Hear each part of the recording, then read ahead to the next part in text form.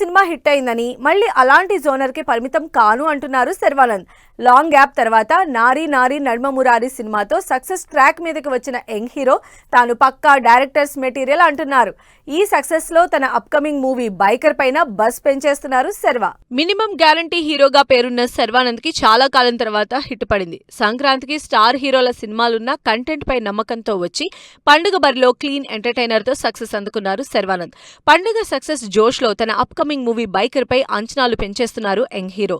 Last December 5నే విడుదల కావాల్సిన biker post production పనుల కారణంగా వాయిదా పడింది. నారీ నారీ నడుమ మురారి సక్సెస్ ప్రమోషన్స్ లో భాగంగా బైకర్ సినిమాపై ఇంట్రెస్టింగ్ కామెంట్స్ చేశారు శర్వానంద్. బైకర్ మూవీ దేశం గర్వపడేలా ఉంటుందని, ఇది తెలుగు సినిమా అని కాలర్ ఎగరేసి చెప్పుకునేంత గొప్పగా ఉంటుందని అంచనాలు పెంచేస్తున్నారు. అంతేకాదు లుక్స్ పరంగా కొన్ని సినిమాల్లో డిసప్పాయింట్ చేసిన శర్వా ఈ మూవీ కోసం కంప్లీట్ లీన్ లుక్ లో 6 ప్యాక్ అవతార్ లోకి ట్రాన్స్ఫార్మ్ అయ్యారు.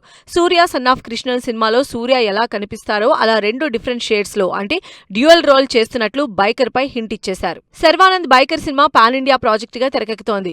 Moto cross racing back drop తో వస్తున్న బైకర్ తెలుగు, తమిళ, హిందీ, కన్నడ, మలయాళ భాషల్లో థియేట్రికల్ రిలీజ్ కానుంది.